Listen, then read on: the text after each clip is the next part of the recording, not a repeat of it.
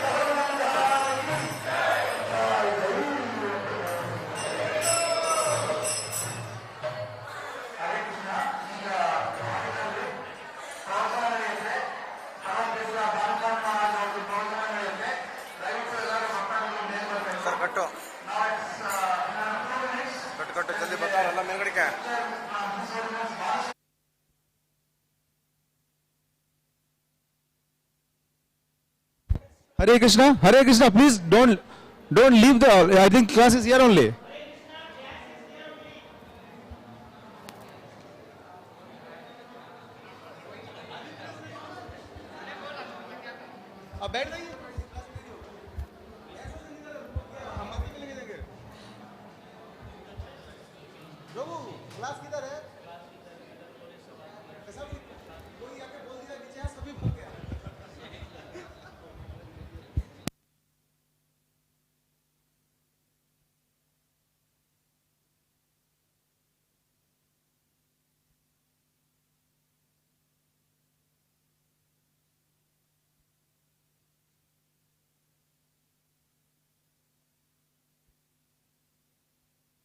Banu Maharaj class is here only.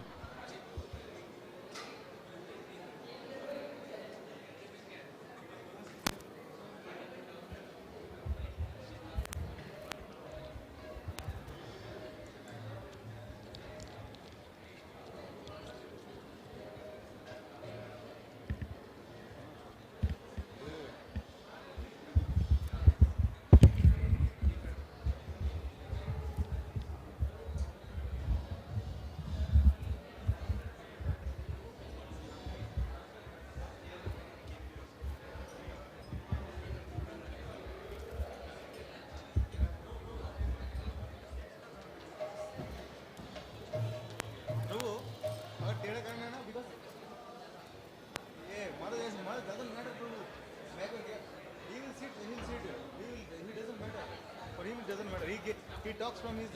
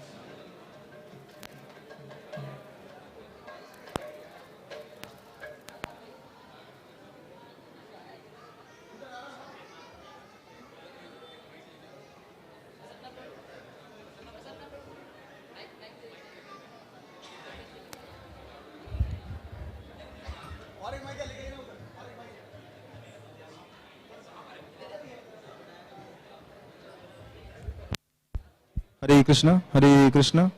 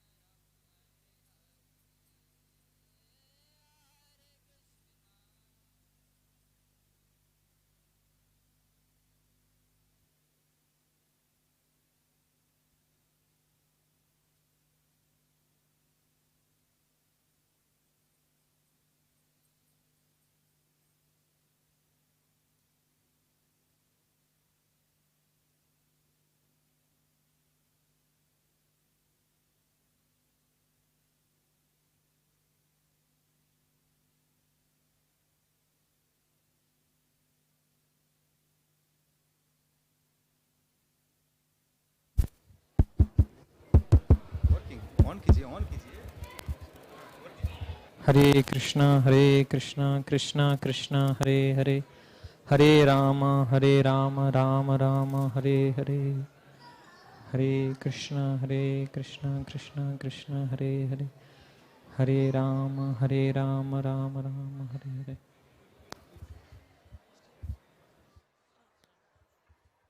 Hare Krishna. Am I audible at the end? Hari Bol.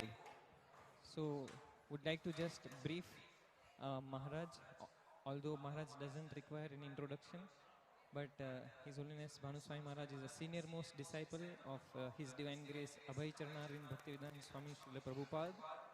He has been serving Srila Prabhupada and his instructions from many years. Especially, he has received the instruction of translating and giving purports of many acharyas' books, which are available only in Sanskrit. But because of Maharaj's contribution, we have now access to it in English language. And Maharaj is the GBC of the South India, many places, and keeps traveling and enthuse the devotees many places in India and abroad. So let us welcome His Holiness Banu Swami Maharaj to our ISKCON South Bangalore ISKCON Cultural Center by once chanting Hare Krishna mantra. Hare Krishna, Krishna Krishna, Hare Hare, Hare Rama, Rama Rama, Hare Hare. Srila Prabhupada ki jai.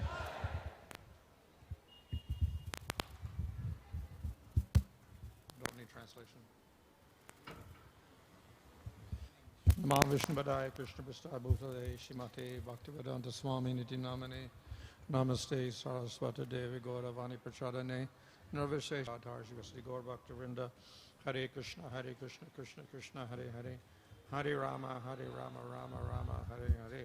So we'll talk a little bit about sound because as we know the Yuga Dharma is Nam Sankirtan, which is sound. Veda has a conception of sound, and modern science has a conception of sound. Plus, we have material sound and we have spiritual sound. So we have all sorts of concepts of sound. In any case, Srila Prabhupada talks of sound being a vibration, which means that there is a little frequency going on, so many vibrations per second, which we call hertz. That's a modern term, of course. But if we look at the whole material world, everything is vibrating. Everything has a movement. And that movement is quite regular. So we have atoms and electrons and protons and neutrons, and they make, in the atoms we have these things all moving, and they move at certain rates, which are very specific for each particular type of molecule. If we combine the molecules of atoms together, we get molecules.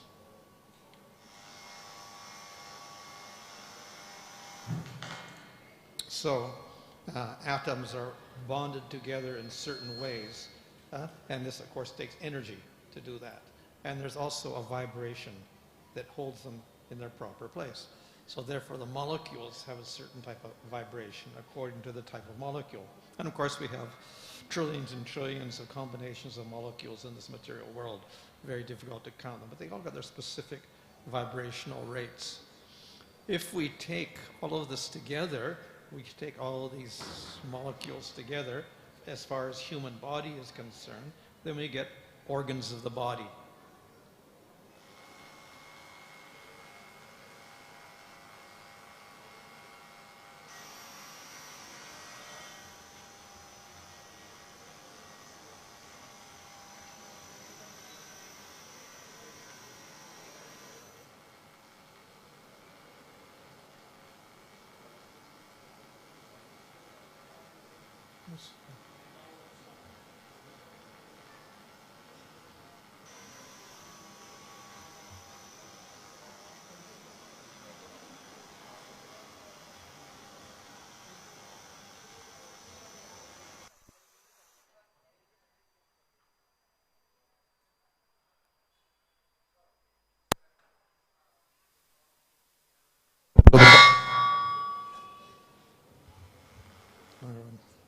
organs of the body, the body will also vibrate at a particular rate. So, of course, this is a modern discovery, and some persons at the beginning of the 20th century have investigated this, and they developed a type of medicine based on vibration, not upon the modern concept of, organs and x-rays and operations and antibiotics and things like this, but based upon vibrations. So we detect the natural vibration of an organ of the body. And then we see if the organ is vibrating at that rate. And if it's not vibrating at that rate, it's not proper. Something is wrong. So the whole cure is to get it vibrating at the proper rate. Then the organ's back to normal. So this is the type of cure, which is a little bit subtle. So there's a whole type of medicine that has evolved based on that called biofeedback, things like that. And it's advanced quite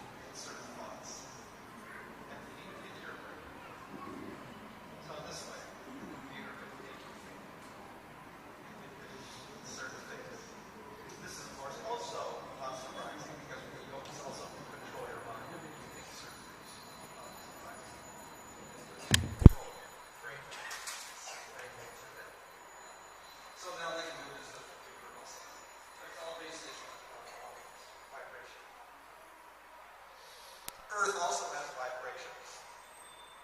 So there is one frequency called the Schumann resonance, 7.83 hertz. This is the natural vibration of the Earth. It's scientifically measurable. It's caused by ionosphere or whatever, like this. So that's the natural vibration of the Earth, which in the modern world many people really don't think about. But we often hear of ancient civilizations, including India, they were very sensitive to the earth and the places on it. So they often selected some places very, very good and spiritual, good for meditation, etc. That's because it has the natural vibration intact. And when you go there, your brain kind of falls into that natural Vibration also, which is coincidentally also 7.83 hertz is also the alpha wave state of your brain, which is your rest state and your meditation state. So therefore, when you go to a holy place and it's vibrating at that rate, it's very easy to meditate and become peaceful and spiritual. So all around the world in ancient times, they were very sensitive to the vibrations of the earth, and they selected certain spots in Europe and Asia and America and South America and India, which were very conducive because they had this natural vibration to them. So that's why they built their ancient temples around the world on these very specific sites.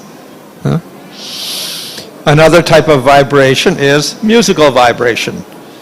So that's based on frequency also. And the notes of the scale are mathematically related to each other. And if you don't have the right frequency, you're not a good singer. So some people can sing in tune, so they've got their frequencies matched properly. Some people cannot sing in tune. That means the frequencies of some notes are off, and so it sounds a little strange. So, music, of course, is highly developed in modern world, but it's common in all civilizations, ancient civilizations as well. They had music of some sort. So it's very common within human society to develop the natural scales, etc.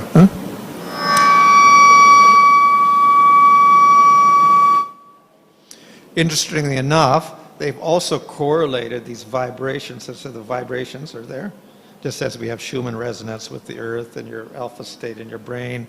So we also have the notes of the scale, and they also correspond to the chakras of your body. So you have the 7 main chakras. They're also, chakra means moving, so they spin at a certain rate, certain vibrational rate. And certain notes correspond to those vibrations. So different notes will stimulate different chakras and get it vibrating at the proper rate. And of course, if the chakra is not vibrating at the proper rate, that means something is wrong with the chakra, and consequently something is wrong with that part of the body. As I said, the vibration of your different organs may be out of sync or in sync or whatever. So if your chakras are out of sync, that means certain organs in your body in that area are also out of sync. So using the tones of the scale, then you can get your chakras back in order, and consequently your organs in your body. So this is what we call medicine through sound, using the notes of the scale to help cure your body. Okay? When we put the notes of the scale together in pleasing manners, that becomes music. And most civilizations have some sort of music, and some civilizations have highly developed music. And it's very attractive to the human being. But they've also found that music, not just sound or notes, but music has effect on plants. So if we give nice classical music or ragas, and the plants hear that, even though they don't have ears, they don't have nervous systems, they don't have brains, somehow they like certain types of music, and they'll grow very nicely. Other types of music, very loud music, very dissonant music, they don't like grow. So plants are very sensitive to the type of music that comes out of what human beings play. Of course, that means that if plants are sensitive to music, animals must also be sensitive. So they've done experiments with little mice like this, and they've also discovered that mice also respond differently to different types of music. So if you take the nice classical music, the mind heal quicker because of that nice music. If we put the other type of music, the loud music or the dissonant music or the rock music, they don't like it. And they don't cure fast. So in other words, the body of the animals also responds differently to different types of music. Not only that, they also found that the mice and the rats' IQ increased if you had the classical music, and it decreased if you had the heavy rock music. So, very interesting. And in fact, they had an experiment with some mice, and they had this heavy drumming going on for 2 weeks. And the mice, after that point, went crazy, and they started eating each other up. So that was the effect of that loud, heavy music on mice, what to speak of human beings. Yeah. So, of course, they've done experiments with human beings, and just as predictable, the soft, relaxing classical music was very good, and people would cure nicely with that. On the other hand, if you put that other music on, it did the opposite. And the reason they found was that this heavy music increases cortisol in your body. Cortisol, of course, has some benefits. It's useful in stress situations.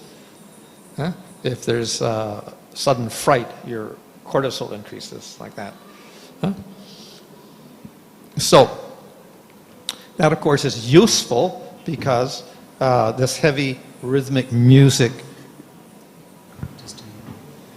There is a vehicle to KA03NH2319 which is causing serious disturbance on the road. So kindly park it. Hare Krishna. Thank you. So this heavy music can increase the cortisol. So they found that out in ancient times, and we find that in ancient times they would have armies, and the armies would have marching bands with heavy rhythm. Bang, bang, bang. And this would excite the soldiers. So when they're excited, they can fight better, or they can march better. And that's also there in the modern world. You'll find at sporting events, they'll have these loud rhythmic music there also, bands. Armies, I think Indian also has, Indian Army has their marching bands, etc. All countries will have marching bands. And that's actually increases your cortisol that makes you good for fighting. That's why they have the band. But, as I said, it's good in that way, but long term, the cortisol starts to destroy the cells of the body. So it's not good for your health. Not good for your mind, ultimately. So very bad, ultimately. So sound, and particularly music, has a powerful effect on the human being. So they've also experimented in different governments using sound as a weapon. So using sound, some sounds, they can make people get sick. They can make them collapse, get paralyzed, etc. Get dizzy. So modern governments have developed sound weapons even. So sound is very, very powerful. It can be very productive for us, or it can also be very destructive. This, of course, is related to the gunas. In the Bhagavad Gita, Krishna talks of sattva, raja, and tamaguna. And everything in the world can be classed in terms of gunas. So sattva guna is the positive guna. This is the one which repairs the body and maintains the body in a healthy state, or the mind in a healthy state. Rajas is very stimulating, and tamas is very destructive. So everything in the world, like food, or music, or whatever, can be classified in terms of gunas. So we have sattvic food, which is healthy for the body. We have rajasic food, which is stimulating, maybe very tasty. In the long run, it will be destructive. We have tamasic food, which from the beginning is very destructive. Not good for the body at all. And the same with the music. The sattvic music will create peace, will help restore the body. The rajasic will stimulate the body, but ultimately will destroy. And tamasic will be completely destructive from beginning to end. Yeah? So, if we are intelligent, then we will choose those things in the world, including our food and our music, which will keep the body in a healthy state. And we'll reject those things which will cause destruction. In other words, we'll choose sattvic over tamasic. Huh? Sound also has a form. Usually we think of sound as something in the ear. That says something like that. It's not a form, but because form is with the sight. But actually, it's an instrument called the cymatic instrument. And it's simply a plate which vibrates according to the note of the scale that you play. And on top of that plate, we see there is some sand. So we spread out the sand, you play the note, and then it vibrates at that note, and then it will go into a different pattern. So the different notes of the scale have different patterns to go with them. So each note of the scale has a particular form. Not just a sound, it has a form. This, of course, is a 2D form for us. It's probably 3D, but we can't capture that. So, but nevertheless, we see that each individual note also has a particular form to go with it. So sound is a little more complex than we think it is. It's not just something that goes in your eardrum. It's got its particular form also, each note of the scale. Like that. Okay. We are familiar with mantra. So mantra means sound, certain words which are very powerful, and they have particular effects on us, spiritual or material. The mantra can be put in a visual form. That's called a yantra. So we have many yantras in India. We have them like a Krishna mantra, so there'll be a yantra to go with that. Or we have a Narayan mantra, so we have a Narayan yantra also. So you can chant the mantra or you can worship the yantra, the 2D form. So the yantra is a visual representation of sound. In other words, it's giving the form of the sound. So we have, of course, many, many different types of yantras. But we will see that also these yantras have certain things in common. One, they're very symmetrical, usually geometrical. They'll have squares, and they'll have circles, and they often have lotuses in them. So in other words, they also represent the symmetry of the universe. Everything in the universe is not simply chaotic. It works in certain patterns, which we don't know fully, but we can see that there are mathematical patterns that reoccur in all aspects of nature, such as this. And we'll see the same proportions in a seashell and a galaxy.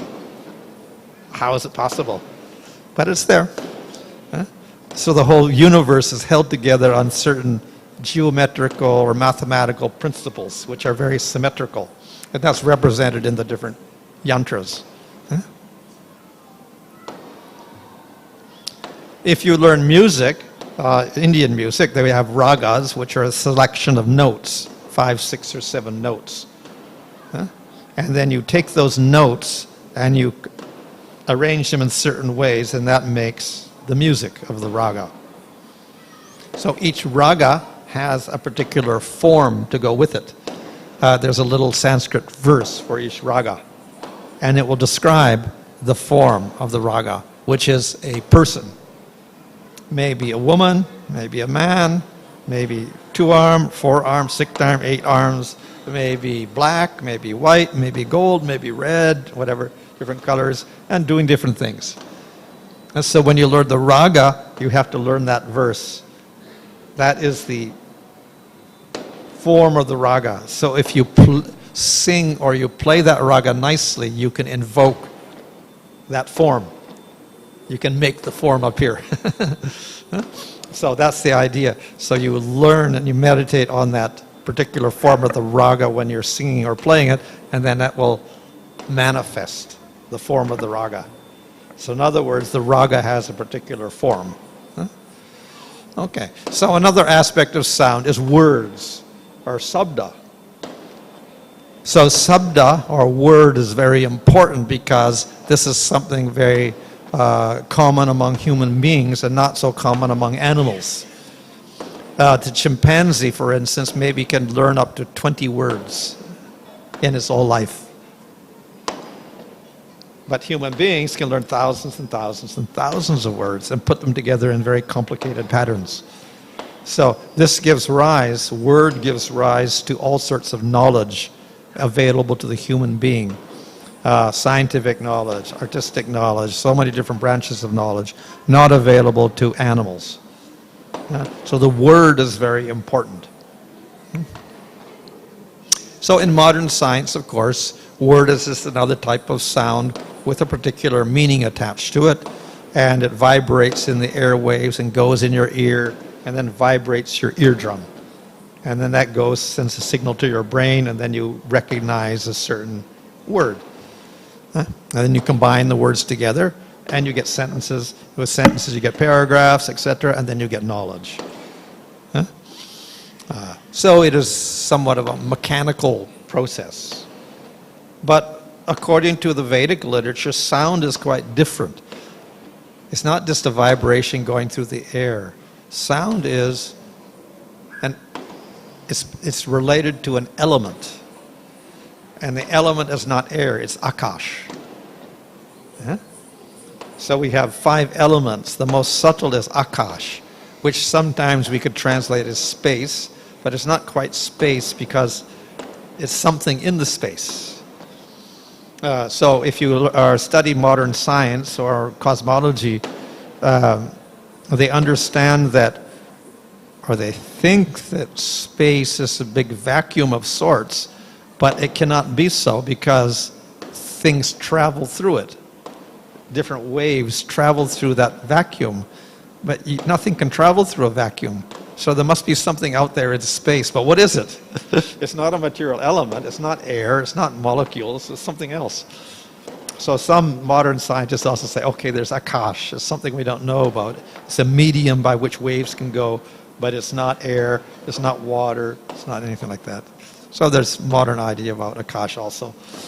So anyway, according to the Vedas, akash is the medium for sound. And sound is not just any sound. Sound has something which has meaning for us. And that goes through the akash. So we have a different concept of sound. This is explained in the 3rd canto of Srimad Bhagavatam.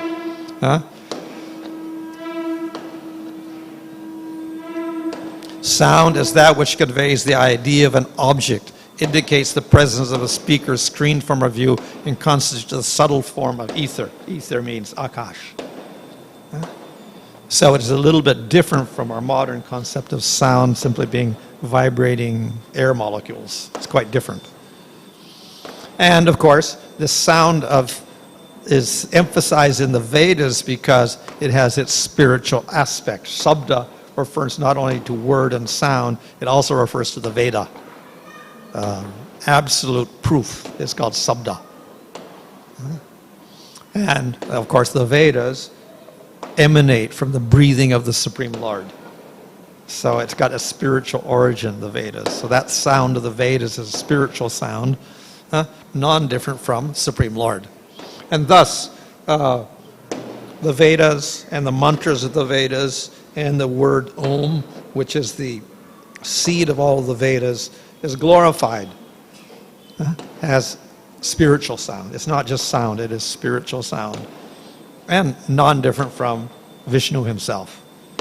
And it's through that one syllable Om that all of the Vedas expand. Yeah. So anyway, we have creation of the universe also depends on sound.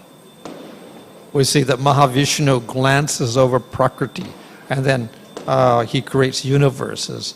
He expands in the universe as Vishnu. Vishnu creates Brahma. Brahma creates the material world. But he doesn't know how to create the material world. So therefore, Brahma meditates. And then what happens? He hears sound. He hears the Gayatri mantra from Krishna's flute. goes in his ear, comes out his mouth, and then he gets knowledge, how to create the universe. So in other words, sound is inherent in the creation of the universe and all of the planets and the bodies of living entities. And it comes from Brahma, but ultimately comes from Krishna. Even according to modern science, sound is inherent in the beginning of the universe. Of course, in modern theory, they have the Big Bang, a big explosion of stuff. And when that Big Bang occurs, matter collapses around seeds of dense darkness, and then outward pressure from photon causes the collapsed matter to rebound, creating echoes or sound throughout the universe. So sound is inherent even in modern cosmological creation or whatever like that. Anyway, we're not so much interested in material sound waves, we're interested in spiritual sound waves, which is the mantra. So mantra, of course, mantra comes from man and tra. Man means manas, manas means mind. Tra means triate, to deliver. So mantra is a particular type of sound which delivers the mind from material existence. How can a material sound take you out of the material world? It cannot. Material things will only leave us in a material position. So the mantra is not material, it is spiritual. That's what makes it different from normal sound and material sound and material knowledge.